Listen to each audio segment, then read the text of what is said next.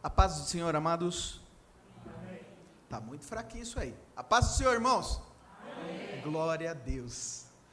Amados, é um prazer e uma satisfação enorme estar com os amados nesta noite. Confesso estar bem cansado. Saí hoje de casa pela manhã, às 5 horas da manhã, para buscar um grupo de missionários da Jocum, lá em Tatuí. Fui pegar 14 jovens e adolescentes para trazer até a Vila Sônia e de lá para o Pirajussara, onde estaremos uma semana inteira de missão no bairro, trazendo luz para um bairro que carece muito da palavra do Senhor. Isso é muito bom, porque quando a gente está ativo na obra do Senhor, a gente não tem tempo para descansar, é o que o irmão falou. Nós arregaçamos a manga e vamos. E a minha vida é isso. A minha vida, ela está envolta a missões. Tudo que eu faço, eu estou inserido em algum quadro missionário. Então, eu trabalho ali no Pirajussara, com o projeto, com as crianças, dou aula para as crianças no domingo de manhã, no terceiro domingo de cada mês, trabalho lá no Valo Velho com os adolescentes, trabalho na Vila Sônia com os adolescentes também, e assim a nossa vida vai sempre girando em torno disso. Mas hoje, irmãos, eu quero trazer uma mensagem aos nossos corações, uma mensagem talvez que possa trazer algum impacto profundo na sua história e na sua caminhada. Eu queria falar com você hoje sobre entre o desânimo e a visão retomada em Cristo. Por que quero trazer isso a você nessa noite? Porque nós estamos iniciando um novo ano, e bem sei eu que tudo que você ouviu no dia 1º desse mês foi Feliz Ano Novo. Você deve ter ouvido isso até o dia 5, 7, 9, mais ou menos, até que encontrasse com todas as pessoas do seu entorno. Só que o interessante do Ano Novo é que quando nós vamos fazer essa passagem, nós costumamos também fazer um rito que envolve muito a nossa vida, até mesmo a fé. Envolve muito as nossas perspectivas e decisões para o novo ano que se inicia. E nós fazemos planos, projeções, colocamos metas que queremos alcançar. E nós iniciamos então a passagem do último dia do ano para o primeiro, cheio de força, cheio de alegria. Estouramos fogos, alguns estouram champanhe, fazem aquela festa, fazem orações, rezas, atos místicos, e fazem várias coisas para que o ano seja próspero e bom. E costumamos começar o ano assim, cheio de alegria, cheio de força, cheio de fé. Mas estamos no 19º dia do ano, dia 19. E se perguntar para você, hoje, se você fizer só a retrospectiva desses 19 dias, eu posso acreditar que alguém aqui já está cansado. Porque a nossa vida cansa. A nossa vida é de luta, e nós começamos bem as coisas, só que no decorrer das circunstâncias, no decorrer das situações, isso muda, isso tende a nos enfraquecer, e a nossa fé não é diferente, a nossa fé também se move dessa mesma forma. Eu sei que se eu perguntar a você, quantas pessoas você já não viu, começando tão bem, e tendo um ministério tão bacana, a pessoa cheia de gás, mas no meio do caminho, começa a bater o desânimo, o cansaço, e a pessoa vai esmurecendo, vai perdendo as iniciativas que tinham, as projeções de fazer algo para o reino, de trazer vidas para dentro da casa do Senhor, e acaba entrando em uma estagnação espiritual. Quantas vezes nós não nos encontramos assim na nossa jornada de fé.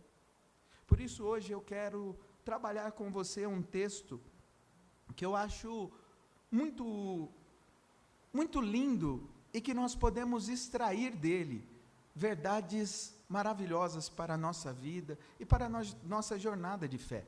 Abra comigo a sua Bíblia no livro de Lucas, no capítulo de número 24. Nós faremos a leitura do verso 13 até o verso de número 33. É uma leitura um pouco extensa, mas acredito eu que é uma leitura que se faz propícia para que nós possamos inserir o contexto e todo o bojo dessa história, para que nós possamos também entender tudo o que se passou nesse momento.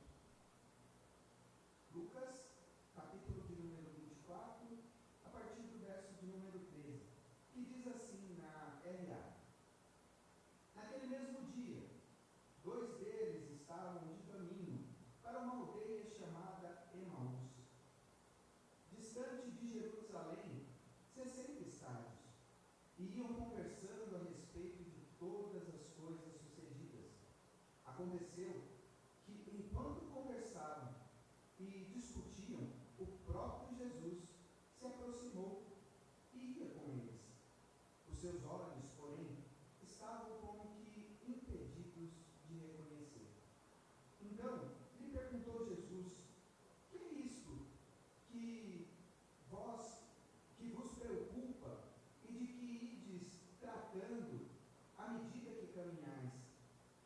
E eles pararam entristecidos. Um, porém, chamado Cleopas, respondeu, dizendo: És o único, porventura, que, tendo estado em Jerusalém, ignoras as ocorrências desses últimos dias? Ele lhe perguntou: quais?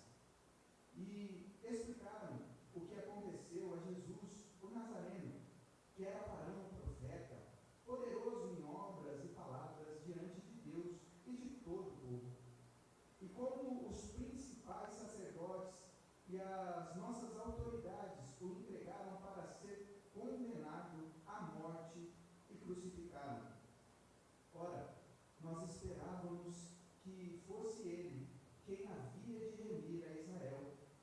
Mas, depois de tudo isso, e já este o terceiro dia, desde que tais coisas sucederam, é verdade também que algumas mulheres, das que conosco estavam, nos surpreenderam, tendo ido de madrugada ao túmulo, e não achando o corpo de Jesus, voltaram dizendo terem tido uma visão de anjos, os quais afirmaram que ele vive.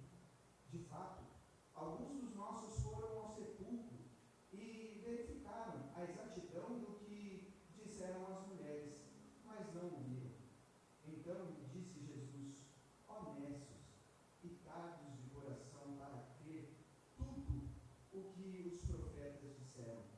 Porventura, não convinha que o Cristo padecesse e entrasse na sua glória? E começando por Moisés, discorrendo por todos os profetas, expunha-lhes o que a seu respeito constava em todas as Escrituras. Quando se aproximou da aldeia para onde iam, fez ele menção de passar adiante. Mas eles o constrangeram, dizendo: fica conosco, pois já é tarde e o dia já se declina. E entrou para ficar com eles. E aconteceu que, quando estavam à mesa, tomando ele o pão, abençoou-o, e tendo partido, lhes deu. Então se lhe abriram os olhos e o reconheceram, mas ele desapareceu da presença deles.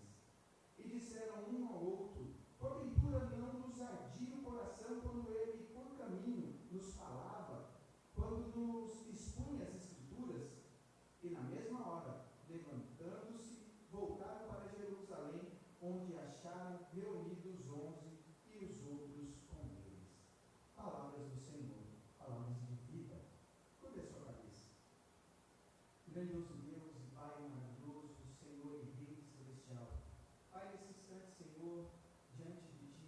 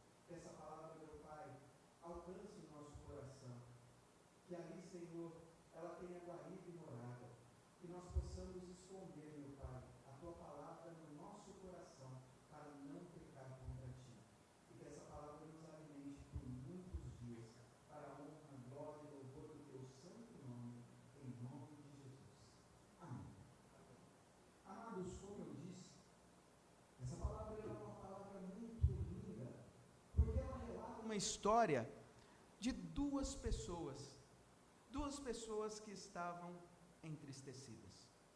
Pessoas essas que caminhavam com Jesus, pessoas essas que tinham andado com Jesus e visto por caminho os milagres, prodígios e sinais que o Mestre tinha feito em toda a sua jornada aqui sobre essa terra. E esses homens tinham experienciado coisas tão maravilhosas que nós ficamos de boca aberta só de pensar em ver o próprio Jesus tocando no olho de alguém que era cego e aquela pessoa retomando a visão, tocando nos ouvidos de alguém que era surdo e aquela pessoa ouvindo novamente. Esses homens haviam experienciado tudo isso com Jesus, e acredito eu que esses homens tinham uma empolgação natural no seu ser. Eles caminhavam com Jesus e tinham alegria, tinham com eles a gratidão de poder estar ao lado de tão grande mestre. Mas algo ocorre em suas histórias, em um momento da sua vida, em um momento em que o desespero chega, em um momento em que a desilusão chega, em um momento em que o desânimo chega. É o momento em que o próprio Jesus é entregue na mão daqueles que iriam julgá-lo, e ele vai ser condenado à morte, morte de cruz.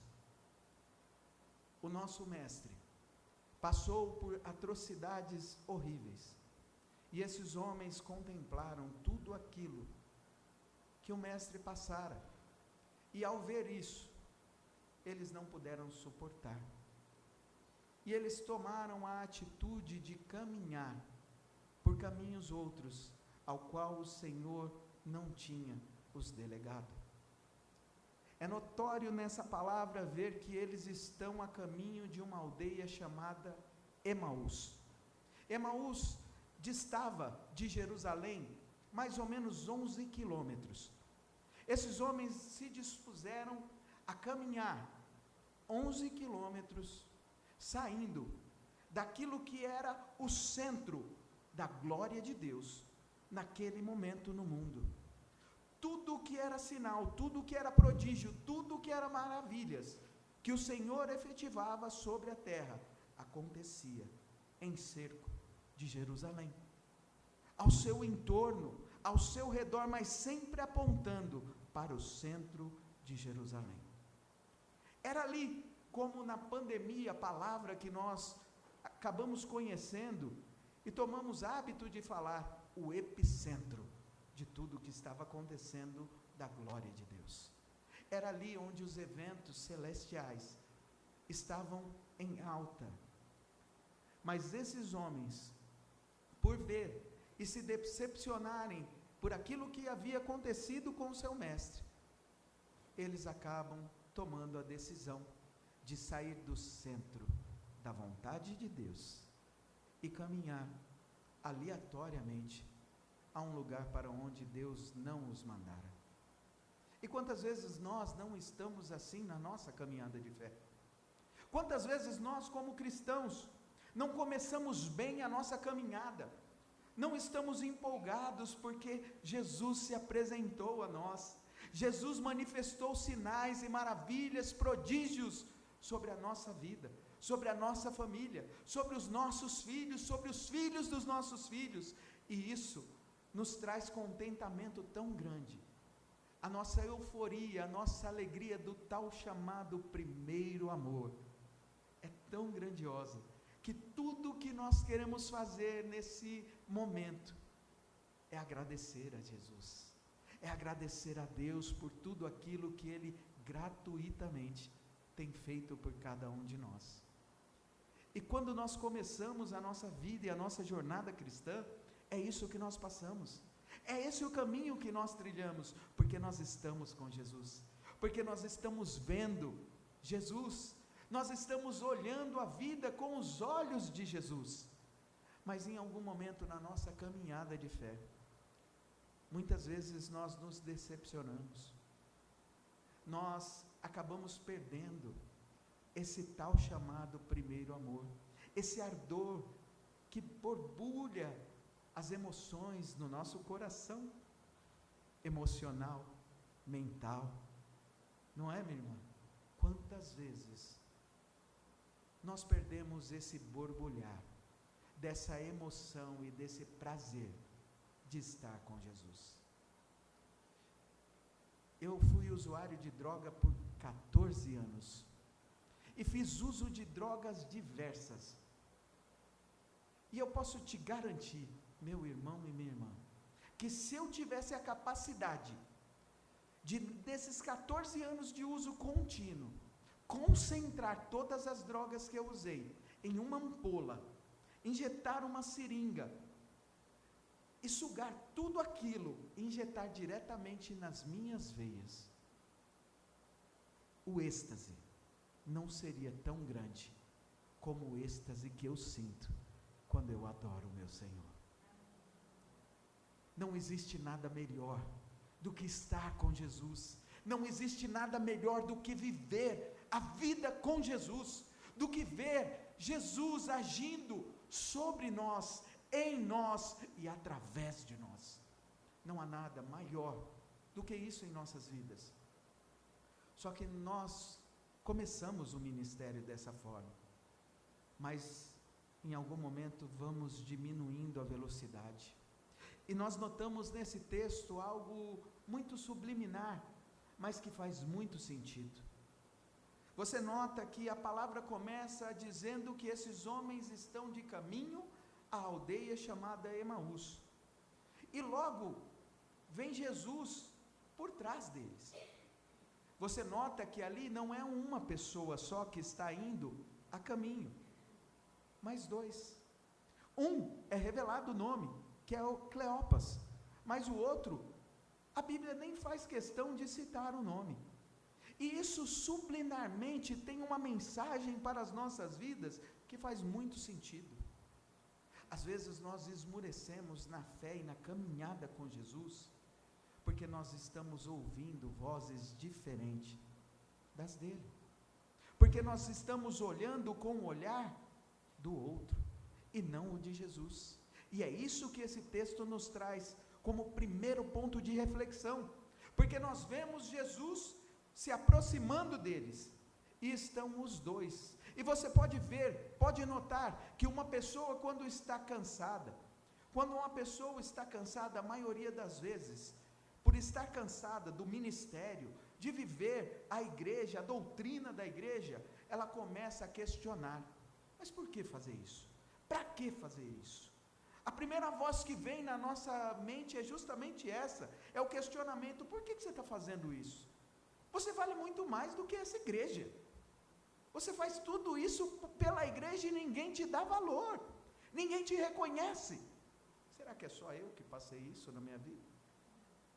Acredito que você também já passou por isso, acredito que você também já tenha ouvido essa voz alguma vez na sua história. Só que o que essa palavra nos traz, não é que somente as pessoas ouvem isso, mas é que às vezes as pessoas se aliam às outras e perdem a caminhada de fé juntas. O primeiro ponto de reflexão que esse texto nos traz então é esse, é que às vezes nós deixamos de olhar para Jesus, para ouvir a voz de outros.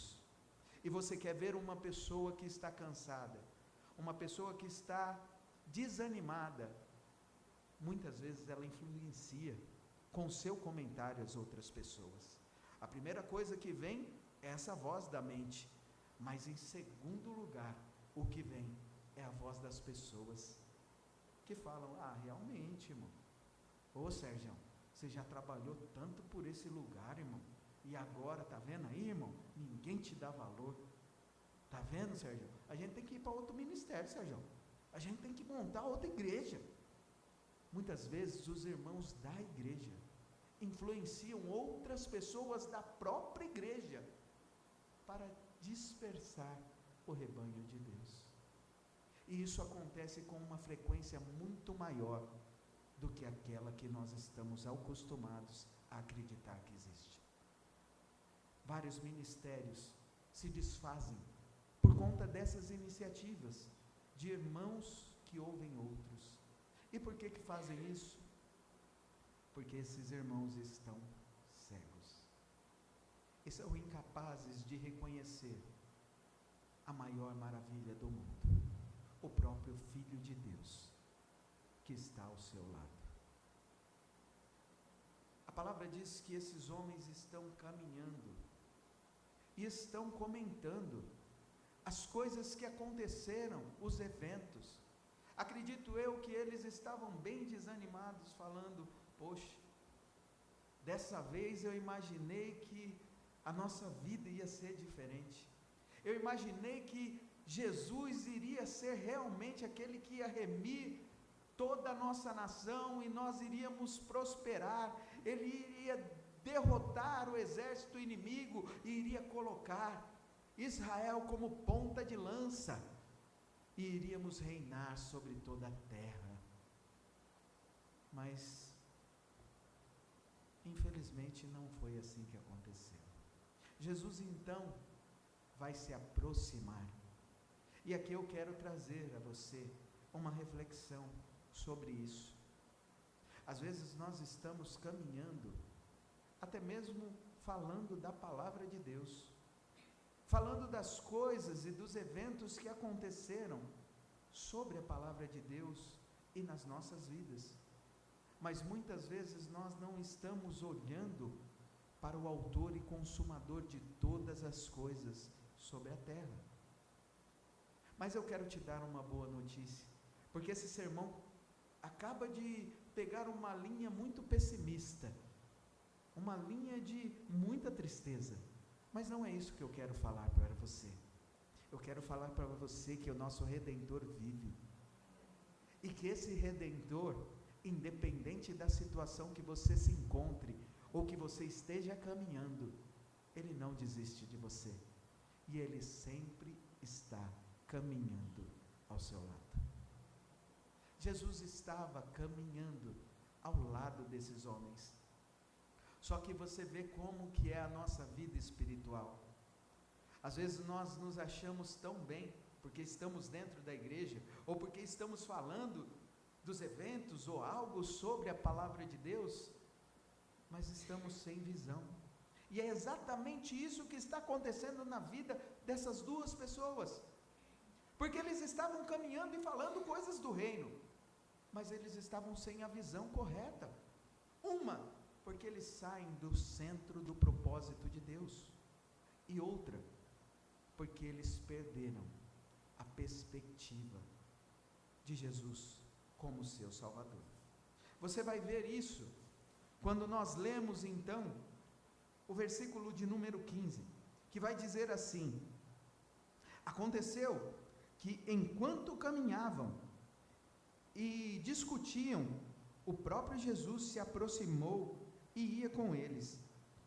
Os seus olhos, porém, estavam como que impedidos de o reconhecer. Então lhes perguntou Jesus: que é que vocês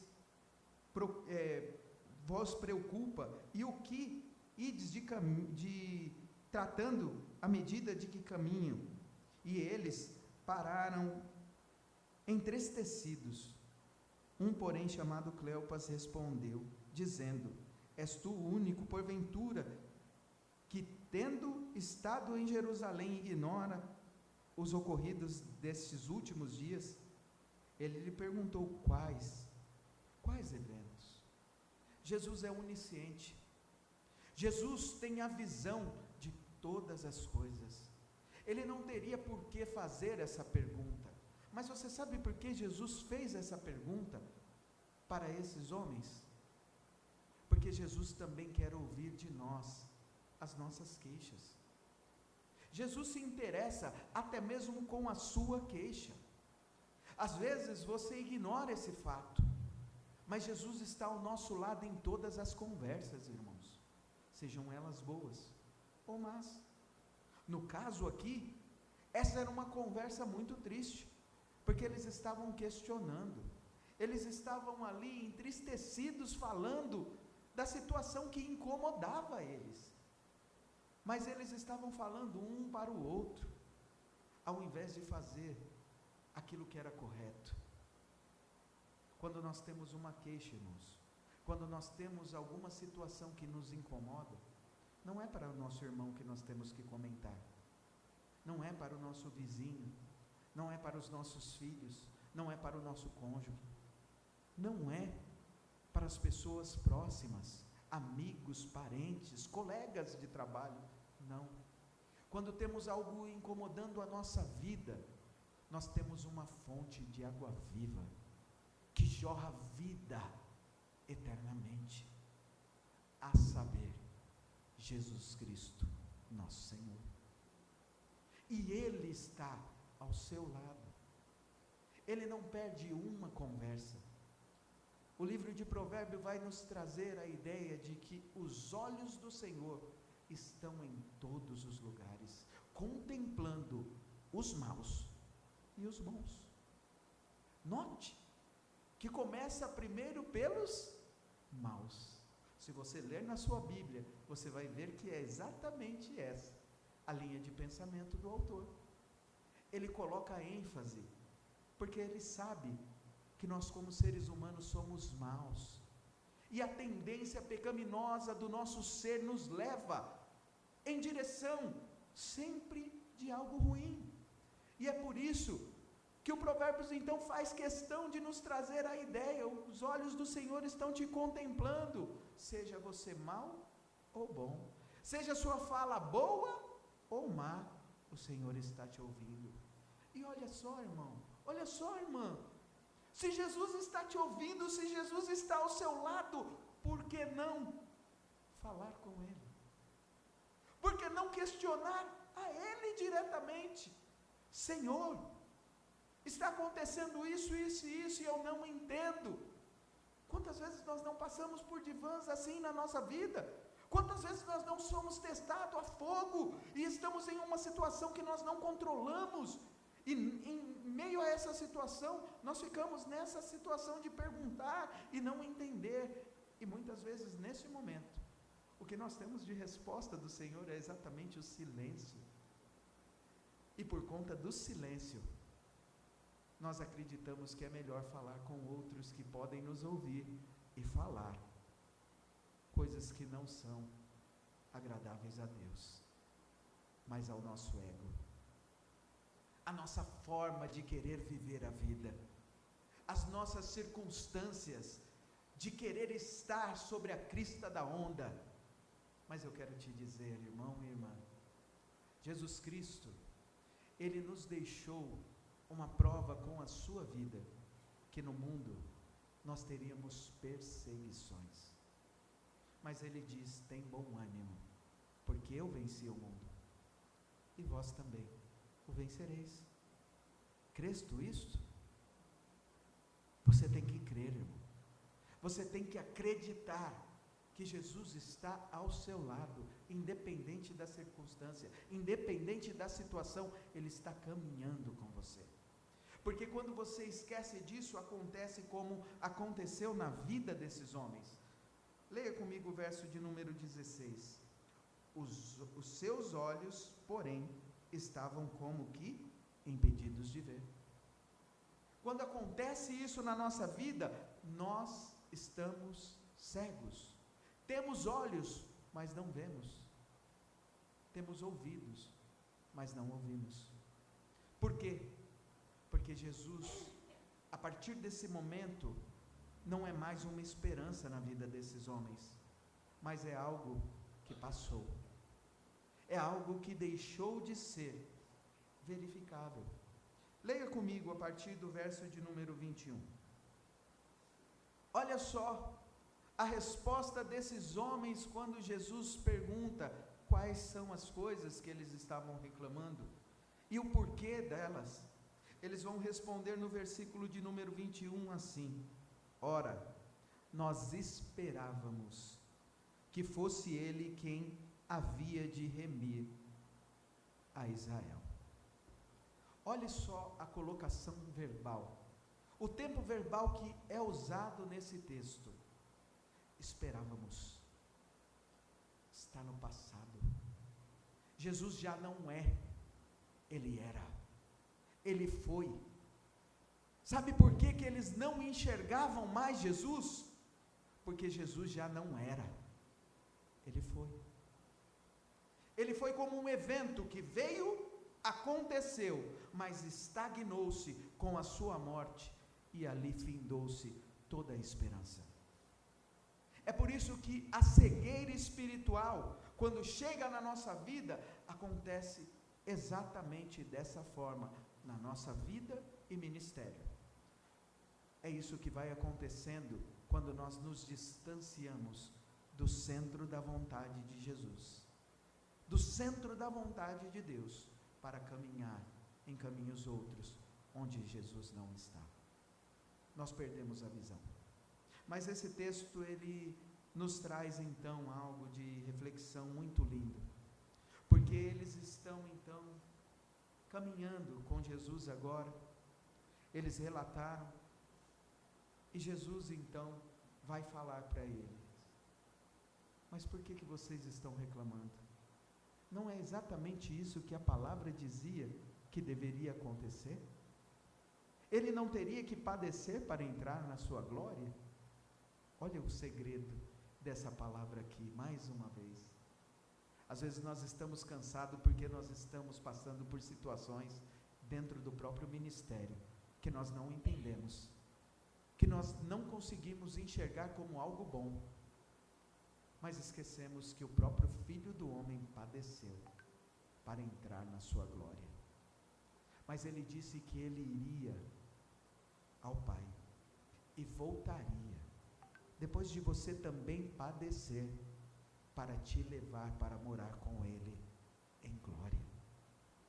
A promessa de Jesus para mim e para a sua vida é que, por mais que nós padeçamos qualquer situação nesse mundo, nós temos um caminho único, fiel e verdadeiro, que é estar com ele de glória em glória, todos os dias, eternamente.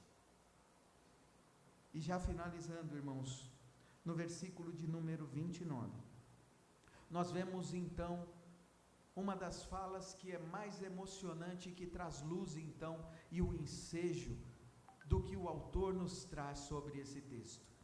A palavra diz assim: mas eles o constrangeram dizendo: fica conosco, porque é tarde. Jesus acabara de trazer para eles a revelação das Escrituras. Jesus acabara de trazer a eles a tradição escrita, mas falada, porque naquele momento ele era o Verbo encarnado, era a própria palavra andando em movimento ao seu lado, e estava revelando a eles tudo isso.